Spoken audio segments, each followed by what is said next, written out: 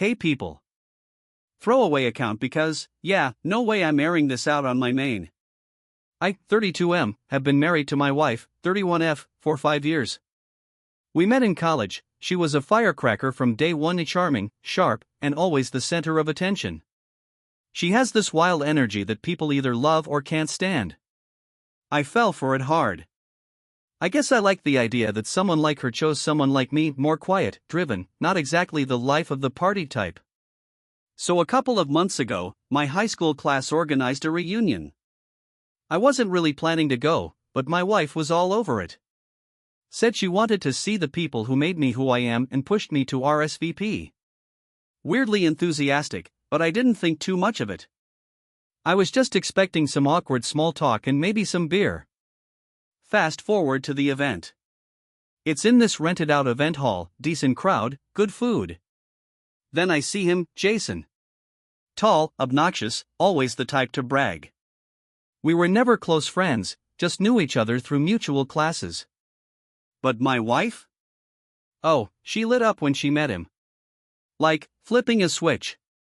Suddenly, she was laughing louder, leaning in closer, touching his arm a lot. I chalked it up to her being friendly. But then I saw the way he looked at her. Not the casual, polite way a guy looks at his buddy's wife. Nah, this was different. And she wasn't exactly shutting it down either. When we got home that night, I made a dumb joke about Jason being her new bestie, and she just smirked and said, "He's funny, at least more interesting than some of your other friends." That was the first time something inside me shifted. I didn't say anything then, but I started paying more attention.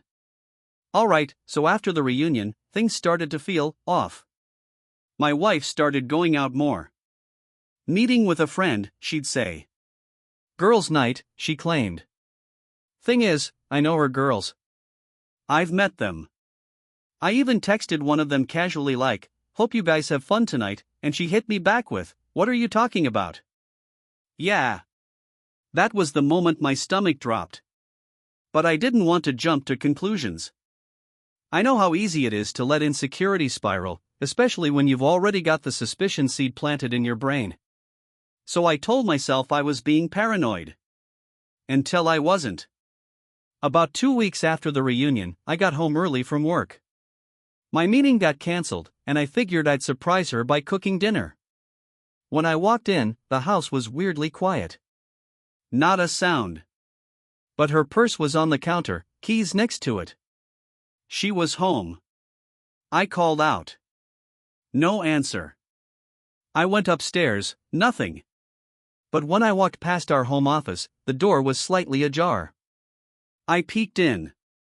Laptop open. Her phone charging. But what caught my eye? A single piece of paper, printed, folded, and poorly hidden under the mousepad. It was a printed email.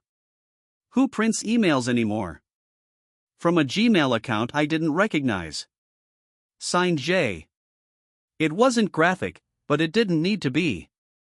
Things like, "Last night was everything. You always leave me wanting more. I'll think about your laugh all day. Can't wait till next Tuesday, winky face." She wasn't even trying to hide it well. She printed it and left it right there. Maybe it was arrogance. Maybe she thought I'd never check. I stood there for a minute, in complete silence, holding the paper. My heart wasn't pounding like in the movies. It was like it stopped completely. I sat down and took a screenshot of the email with my phone.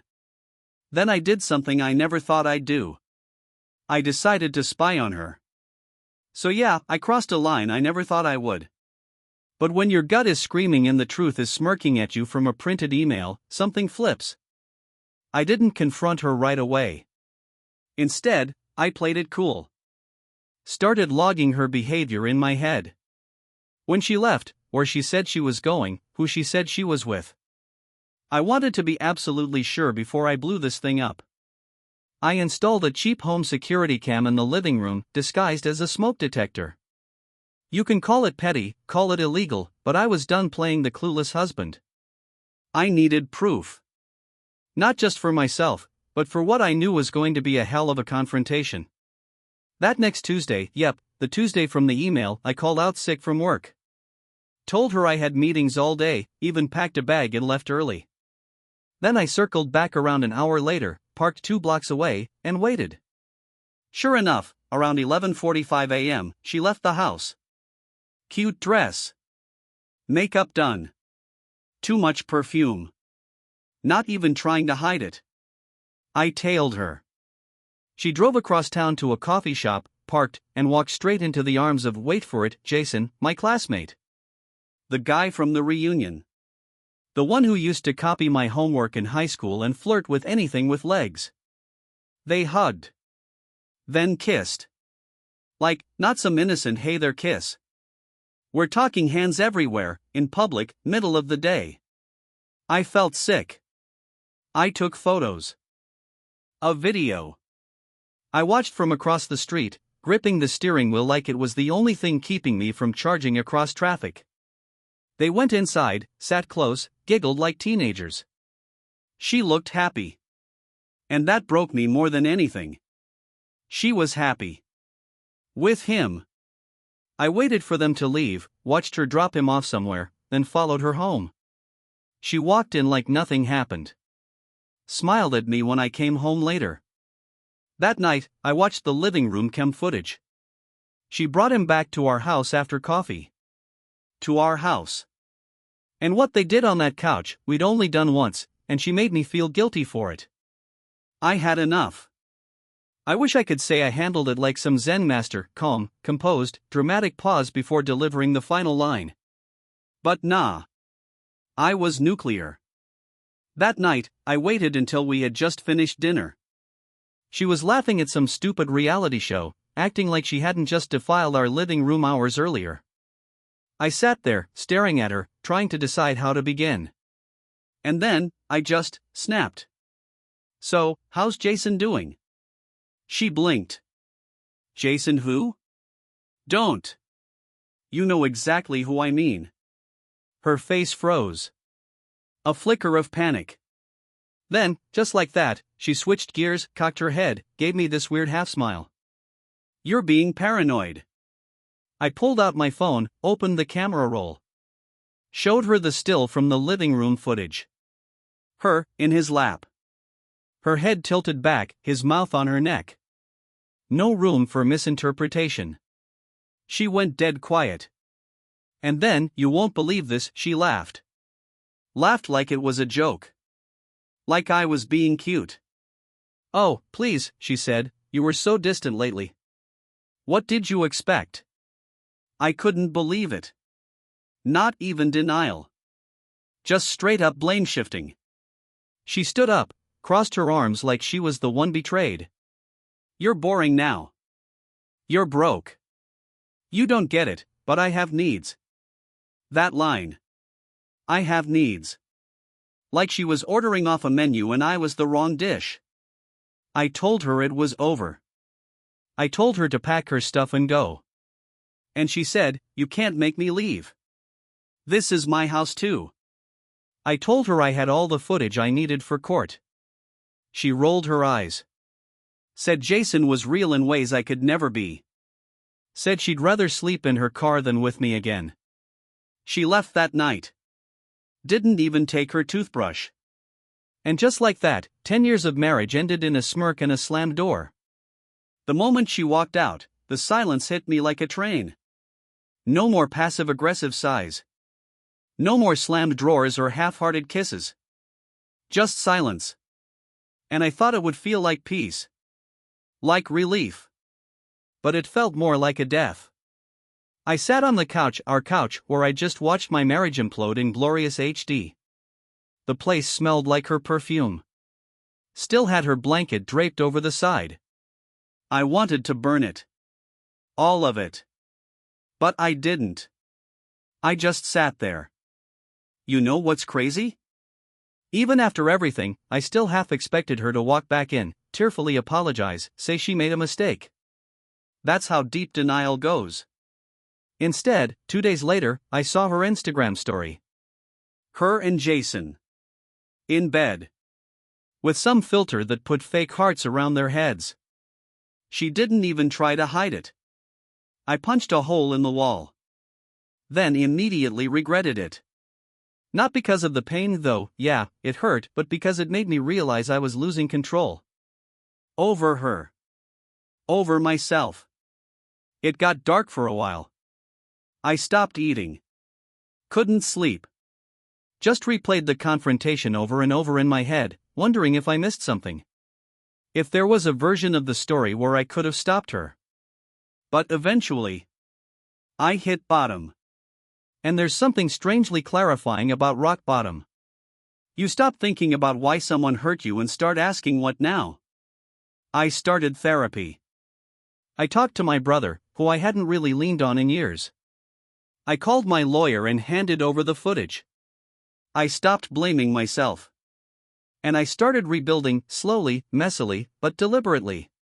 Because if she was going to burn everything down, I was damn sure going to rise out of the ashes.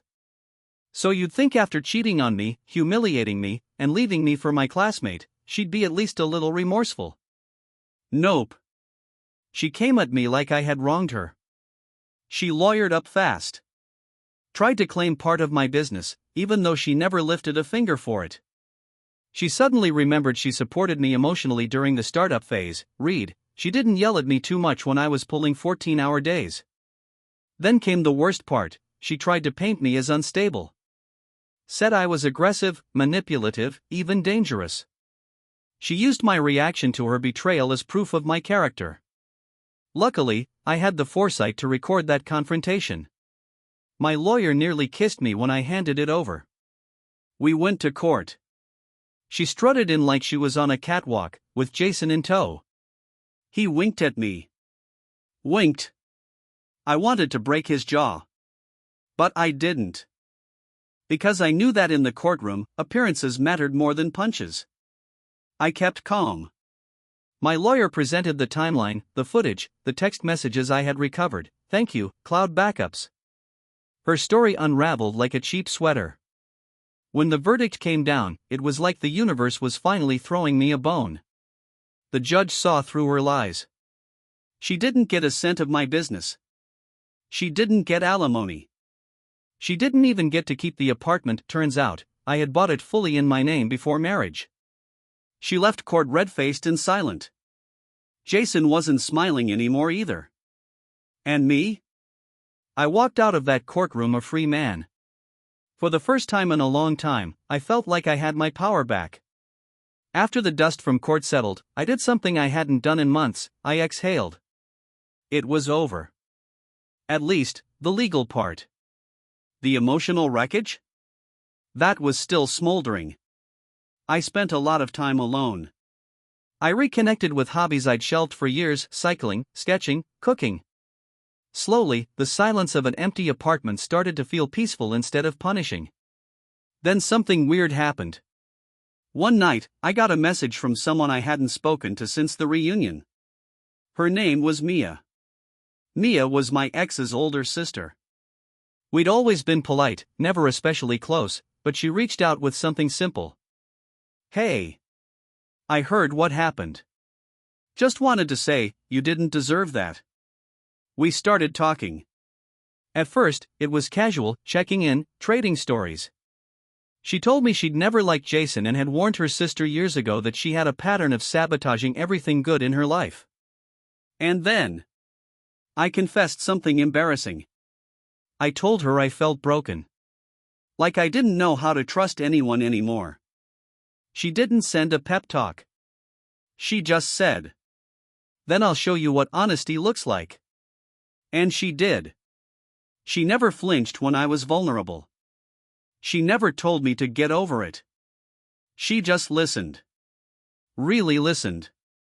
And slowly, cautiously, something grew between us. We started seeing each other. Quietly. Respectfully. No games. I know what it looks like, okay? The ex's sister? It sounds like some kind of revenge fantasy, but it wasn't. It was healing. It was real. Mia was the opposite of my ex, kind, grounded, and honest to a fault. And most of all, she chose me, not for my bank account, not for status, just me. Just when I thought the saga was behind me, life threw me a curveball. One afternoon, I was at the cafe near my apartment. Mia and I were supposed to meet there. I was early, nursing a coffee, scrolling through some articles, when my phone buzzed. It was a message from my ex. No hi, no hope you're well. Just this. Can we talk? I miss you. I stared at the screen like it was in another language. She wanted to talk? I ignored it. A few hours later, another message popped up. I made a mistake. Jason isn't who I thought he was. Oh really? Turns out, Jason, the guy she risked everything for, was a grade A scam artist. Literally. He'd been using her connections and my money, yes, money she had taken in the divorce, to invest in shady crypto deals that went belly up. And surprise, he dumped her. She was broke. Alone. And now she wanted closure. She even showed up at my apartment one night. Unannounced. When I opened the door, she looked like a shadow of the person I once knew. Tired, makeup smeared, the high-maintenance perfectionist mask finally cracked. I didn't invite her in. I didn't yell. I didn't insult her. I just said, I hope you find what you're looking for. But it's not here. Then I closed the door. And I swear, it was the most satisfying sound I'd ever heard. After closing the door on my ex, literally and metaphorically, I felt peace. Not the kind you get after a long nap or a vacation. The kind that only comes when you've finally chosen yourself. I focused on work, therapy, gym, and reconnecting with friends I had ignored while trying to hold a crumbling marriage together. And somewhere in that process, I reconnected with Emma, an old friend from college. She was one of those people who always seemed genuinely kind, no agendas, no drama. We'd bumped into each other at the grocery store of all places. We grabbed a coffee, then lunch, then dinner. Before I knew it, she became the highlight of my day. She was different. She knew about my past, about the cheating, the lies, the emotional wreckage, and instead of pity, she offered presence. She listened, without judgment. She laughed at my jokes even when I was self-deprecating. She never made me feel like I had to prove my worth. And the wildest part? I wasn't even trying to fall in love again. But sometimes, love sneaks up on you when you're finally ready for the right kind. It wasn't about grand gestures or fireworks. It was about someone showing up consistently, kindly, and without conditions. A few months into dating, I realized something. I wasn't just surviving anymore. I was healing. Looking back, it's surreal how fast everything can fall apart, and how slowly it comes back together. My marriage ended in betrayal. My trust was shattered, my confidence eroded, and I was angry, so angry, for so long. But here's what I've come to understand. 1. Cheating says more about them than about you. For a long time, I thought, was I not good enough? Was I boring? Did I do something wrong? But people don't cheat because you're lacking, they cheat because they are immature, selfish, insecure, or all of the above. 2. Don't ignore your gut. That little voice? The one whispering that something's off? It's there for a reason. I gaslit myself for months, thinking I was paranoid. I wasn't. 3. You're allowed to walk away without closure. Sometimes, the people who hurt you will never give you the apology or explanation you think you need. Closure is a choice, not a conversation. For healing takes time, and that's okay. Some days you'll be angry. Some days you'll be numb. Some days you'll miss the person who betrayed you. All of that is normal. Just don't unpack and live there. 5. Life really does get better. I found love again, but more importantly, I found myself again. I stopped tolerating less than I deserved. I started choosing peace over chaos.